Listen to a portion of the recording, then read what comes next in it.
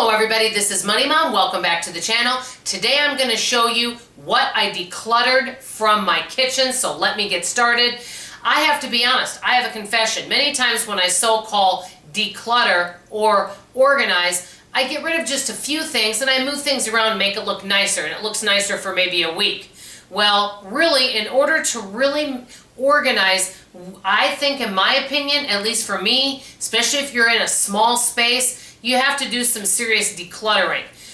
There would be all sorts of small little appliances I would love to have. For example, an Instapot would be one. One of those table or those mixers that you have out, the really nice ones. The issue is I don't have much counter space and I don't have a lot of storage. So I have to utilize what I have. So I took a serious look this time and I did some major decluttering. Next Saturday, I'm going to show you a tour of my small kitchen. My daughter and I also did the pantry, and I'm going to show you what it looks like after the declutter. I should have shown you before, I didn't think of that, but I'm going to show you everything that I'm going to be donating to a few people that I know that need some things for their kitchen. So let me get started and show you some of my extras. One thing I want to mention is this. Many times we might have multiples of something, and it takes up a lot of space. And an example with that for me would be mixing cups. Another example would be some certain spoons. And then there's things you never use that you think you're going to use and you keep it because it was your mother's. This little mat, I have to tape it down in order to roll out flour on it, and it keeps coming up and I never use it. Then there's some things you might just have tons and tons of. That would be these, which you can put hot items on. I have a lot of these. Guess what? I don't need them all, and I have a friend that I can give some to. Another thing that I don't like, and this is just a preference, I'm not a fan of microwave food. Ever since it came out, our family had one in the 70s, or late 70s. I can tell a difference with the flavor. This is so that you can do ground beef in it.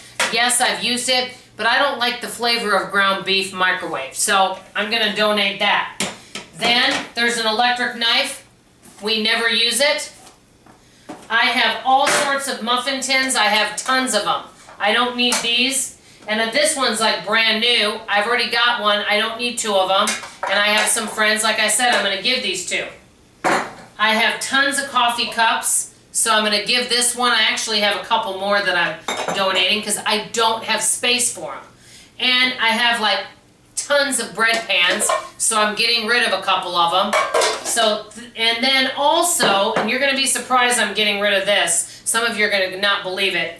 I don't care for cooking in glass. I don't like working with glass, and I just am not a fan of it. And I have several glass pieces that I will be giving away. Glass bread pans. I know many people love glass. Is there anyone else there that doesn't like using glass? I'm just not a fan of it. That's just me. So if I'm not using it, I shouldn't keep it. Now, one thing to know about decluttering is, if you don't feel you're ready for it, take it in baby steps. Just do a little smidge at a time.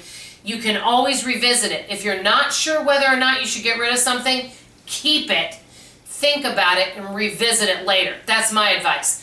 Let me know if any of you have done any serious decluttering, and if you have any tips you want to share below. Stay tuned for next week when I give you the tour of my kitchen.